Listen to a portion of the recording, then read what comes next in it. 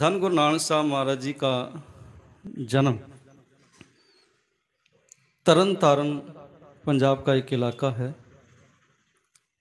वहाँ का एक गांव हुआ करता था पट्ठेविंड। पट्ठेविंड गांव के रहने वाले थे राम नारायण जी, जो वेदी वंश से थे। और राम नारायण जी के घर में शिव नारायण जी का जन्म हुआ। शिव नारायण जी जब होश उन्होंने संभाली तो उनका आनंद कारज हुआ माई बनारसी जी से। बनारसी जी से जब आनंद कारज हुआ, विवाह हुआ, उसके बाद उनके घर में 2 पुत्र पैदा हुए। एक पुत्र का नाम रखा गया बड़े का कालू जी और दूसरे का नाम रखा गया भाई लालू जी। 2 पुत्र पैदा हुए और कालू जी ने जब होश संभाली, इल्म के धनी थे, विद्वान थे और कीर्तकार पटवारी की करते थे। समय गुजरा, निवास हो गया राय भोई की तलवंडी में, मेल मिलाप बढ़ा, कारोबार बढ़ा। एक बार फिर दोहरा दूं, धन गुरु नानक साहब महाराज जी के परदादा जी का नाम राम नारायण, दादे का नाम शिव नारायण, दादी का नाम बनारसी जी। माता तृप्ता जी की बात करें तो माता तृप्ता जी का पिछोकड़ पाकिस्तान में एक गांव है पिंड चाहल। चाहल गांव के रहने वाले थे भाई रामा जी और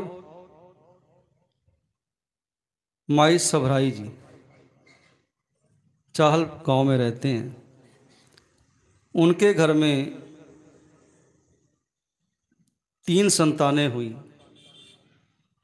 पहली बेटी हुई, उसका नाम रखा गया माता तृप्ता, तृप्ता जी रखा गया। दूसरी बेटी हुई, उसका नाम माई लखो है। और एक पुत्र का जन्म हुआ, उसका नाम है कृष्णा। और माता तृप्ता जी की शादी मेहता कल्याण दास जी से हो गई, भाई कालू जी से हो गई। समय गुजरता गया, घर में पहली बेटी का जन्म हुआ मेहता कल्याण दास जी के घर में। और ननिहाल में सबकी चहेती होने के कारण, ननिहाल के सभी लोगों की चहेती होने के कारण नाम रखा गया बेबे नानकी। नानकी जी गुरु नानक साहब से 5 साल बड़े हैं। और जब बच्ची का जन्म हुआ, नामकरण हुआ, और उस समय माहौल ऐसा था, आज भी माहौल ऐसा है कि पहला बच्चा हो तो मायके वाले बच्ची को ले जाते हैं घर। आज भी है कई जगह। उस समय भी ले गए। बच्ची का जन्म हुआ, जन्म के बाद मेहता कल्याण दास जी वापस राय भोई की तलवंडी लेकर आ गए। वहाँ लेकर पहुँचे, कामकाज शुरू किया। समय चलता गया। अब हर एक इंसान चाहता है कि मेरा परिवार पूरा हो जाए। हर एक इंसान चाहता है कि अगर बच्ची हुई है तो बच्चा भी घर में होना चाहिए, अगर बच्चा हुआ है तो बच्ची भी घर में होनी चाहिए। समय चलता गया। एक बार फिर समय आया बच्चे के जन्म का। और उस समय की मशहूर दाई राय भोई की तलवंडी की माई दौलता, दौलता जी का आना जाना राय बुलार के घर में था, मेहता कल्याण दास जी के घर में था। और राय बुलार जी से मेल मिलाप मेहता कल्याण दास जी का बढ़ा और उनके ही राज में वो पटवारी बने और उनके साथ उनका काम कर देखना, सारा कारोबार देखना राय बुलार का। और राय भोई की तलवंडी का नाम राय बुलार के पिताजी के नाम पर पड़ा, क्योंकि उनका काम देखते हुए मुसलमानों को कुछ जागीरें दी गई, कुछ स्थान दिए गए, जिसमें से एक गांव का नाम राय भोई की तलवंडी रखा गया। राय भोई आप तो अकाल चलाना कर गए, पर उनका बेटा राय बुलार बाद में उस जमीन का मालिक बना। उनसे मेल मिलाप बढ़ा। दाई दौलता का घर में आना जाना है। मेहता कल्याण दास जी ने दाई दौलता को कुछ समय पहले बुलाया, और गांव में दाई एक दो हो तो खबर हो ही जाती है कि किसी घर में बच्चा होने वाला, कब होगा, कितने समय होगा। दाई दौलता को भी ज्ञान था कि मेहता कल्याण दास जी के घर में बच्चा होने वाला है। जब बुलावा भेजा तब दाई दौलता आई और मेहता कल्याण दास जी कहने लगे, समय पर आ जाना दाई दौलता, समय पर आ जाना।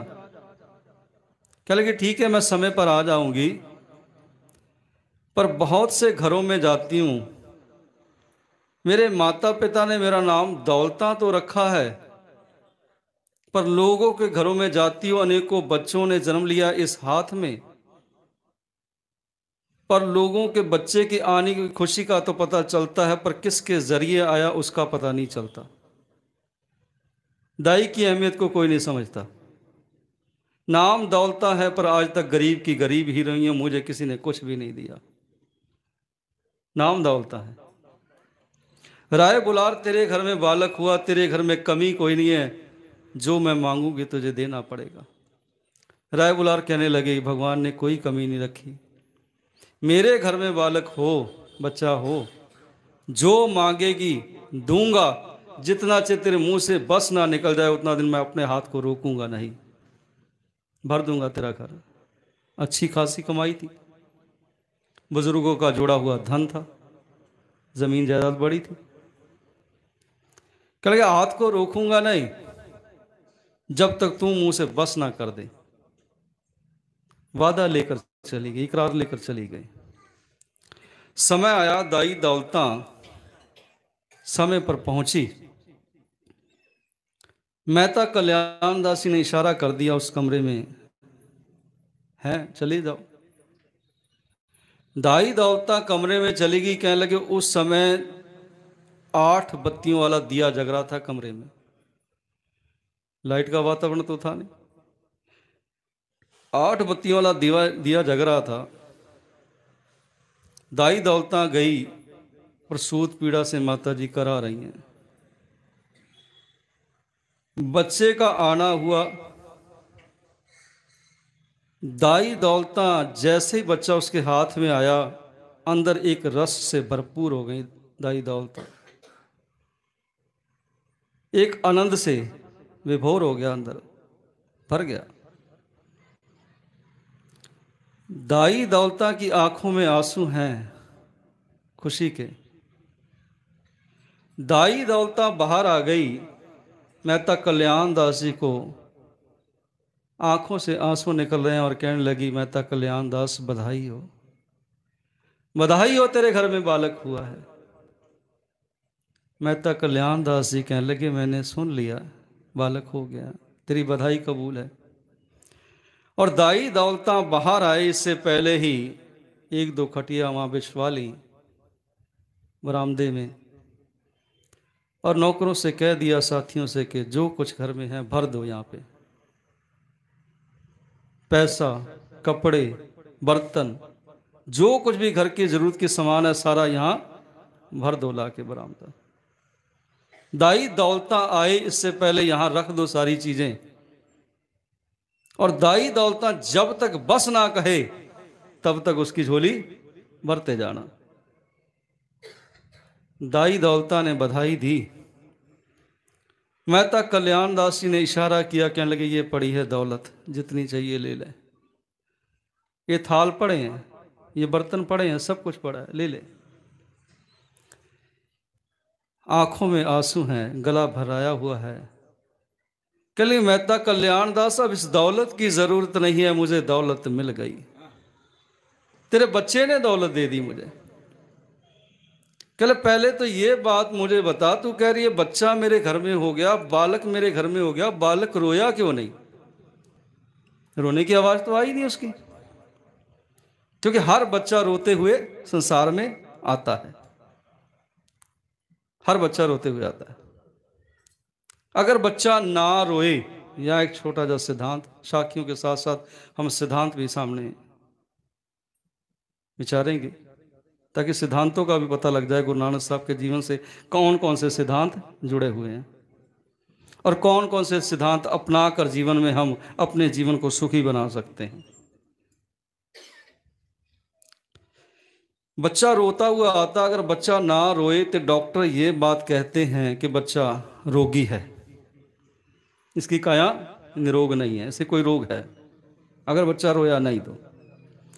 मेहता कल्याण दास इस बात को देख के कहने लगे, बच्चा रोया नहीं है, मेरे बच्चे को भी रोग तो नहीं है, पहले तो ये बता।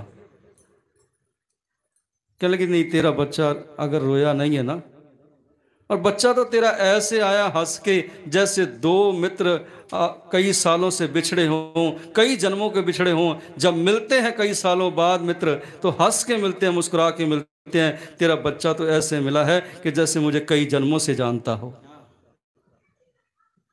कई जन्मों से जानता हो, हंस के मिला है, मुस्कुरा के मिला है। और आज तक मैंने ऐसा कौतक नहीं देखा, मेरे हाथों में कई बच्चों ने जन्म लिया, कई बच्चे मेरे हाथों में आए, पर तेरा बच्चा एक अनोखा बच्चा है, यह आम इंसान नहीं है। बच्चा रोता हुआ आए तो डॉक्टर कहते हैं ठीक है, अगर बच्चा ना रोए तो कहते हैं ये काया इसकी रोगी है। पर भाई गुरदास जी से पूछें, क्योंकि हर बात हमने वाणी से दृष्टांत लेने हैं, वाणी हमें हर बात का खुलासा करती है। भाई गुरदास जी से पूछा जाए, भाई गुरदास जी डॉक्टर कह रहे हैं कि बच्चा रोगी है अगर बच्चा ना रोए शारीरिक तौर पर आपकी दृष्टि क्या कहती है, आपकी कलम क्या कहती है, ये बताइए। भाई गुरदास जी कहते हैं कि मैं भी मानता हूं बच्चा रोगी है, डॉक्टर कहते हैं शारीरिक तौर पर रोगी है, पर मैं कहता हूं कि मानसिक तौर पर रोगी हो गया है, इसलिए ये रो रहा है। बच्चा रो रहा है तो मानसिक तौर पे रोगी है, अगर बच्चा हंस के आया है तो समझ लेना ये मानसिक तौर पे ताकतवर है, आत्मा इसकी जुड़ी हुई है। अब जब बच्चा पैदा होता है, रोने की आवाज सुन के हम एक दूसरे को बधाई देते हैं ना, एक दूसरे को बधाई देने में मशगूल हो जाते हैं, पर बच्चे के रोने का मतलब हम कभी नहीं समझते कि बच्चा क्यों रो रहा है, रोने का कारण क्या है। भाई गुरदास जी कहते हैं रोवे रतन गवाई कै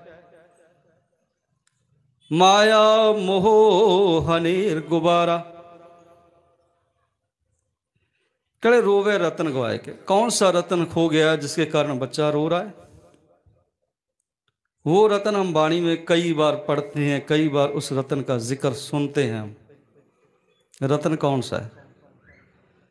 हमने कई बार एक हुक्मनामा सुना होगा, मात गर्भ में आपन सिमरन दे तह तुम राखण हारी, पावक सागर अथा लहर में तारो तारण हारी। माधो तू ठाकुर सिर मोरा, इहा उहा तुहारो तोरा। माता के गर्भ में कौन सा रतन मिला? सिमरन का रतन। सिमरन का रतन उसके पास था। अनंत साहब की वाणी पढ़ते हैं तो सामने आता है, लिव छुड़की लग्गी तृष्णा माया अमर वर्ताया।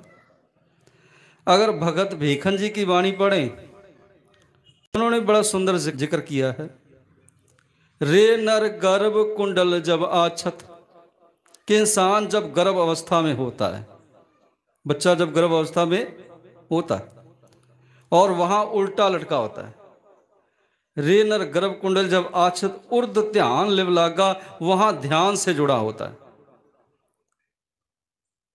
सतगुरु जी की वाणी पढ़ते हैं पहरे की, तो वहां सतगुरु जी कहते हैं, पहले पैरे रैण के मरजारिया मित्रा, हुक्म पया गर्भास, उर्द तप अंतर करे वनजारिया मित्रा, खसम सेती अरदास। खसम सेती अरदास वखाणे उर्द ध्यान लिव लागा। सतगुरु ने अरदास की बात की और ध्यान की बात की कि बच्चा वहां अरदास से जुड़ा होता है, ध्यान से जुड़ा होता है।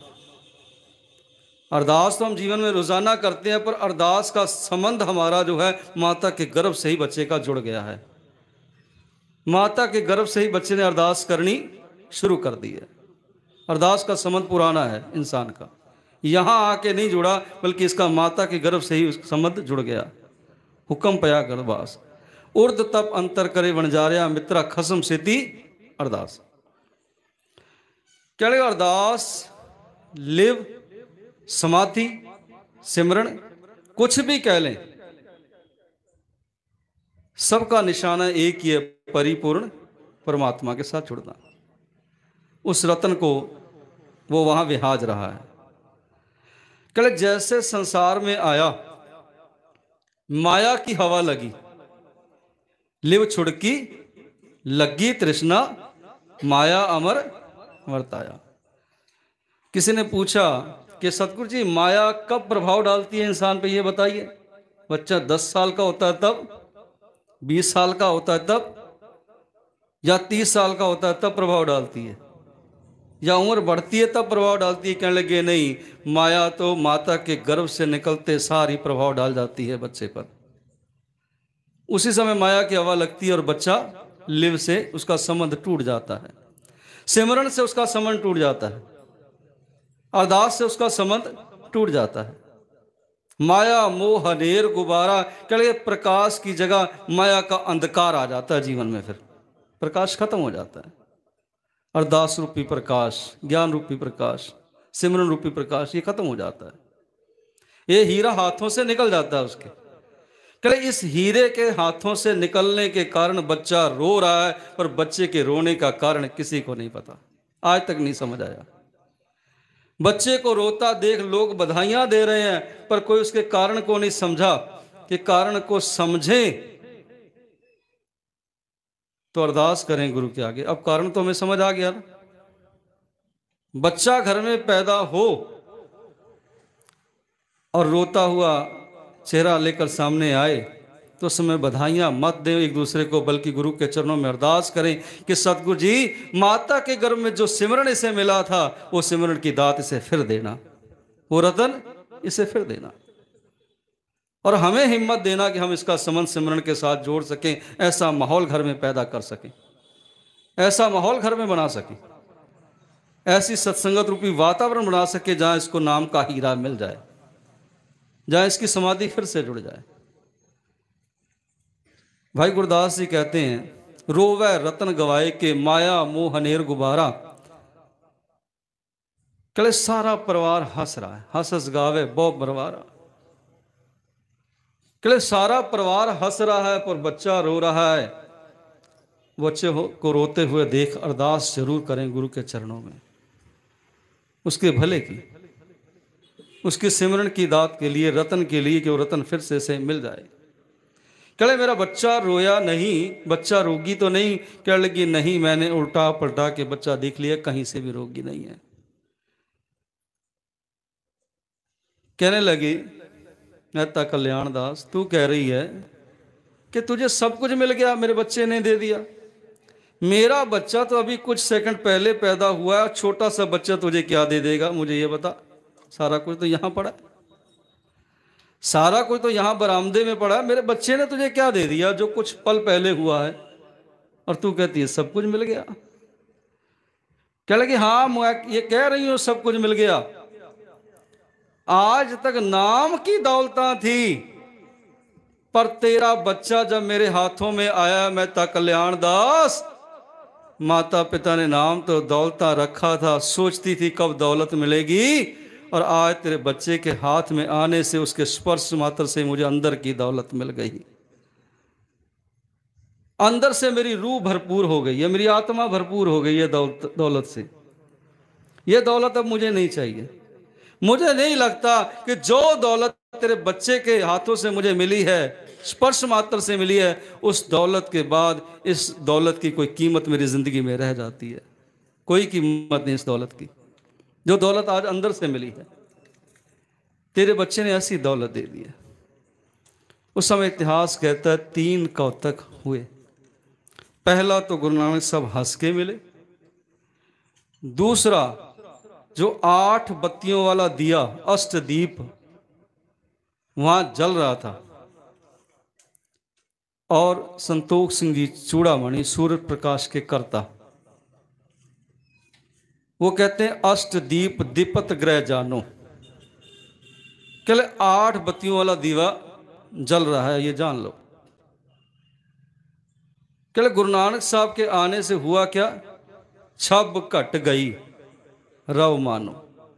कहले उस समय दिए की तो छोड़, सूरज की जड़ी रोशनी है वो भी कम हो गई, चंद्रमा की रोशनी भी कम हो गई जब गुरु नानक साहब का प्रकाश हुआ।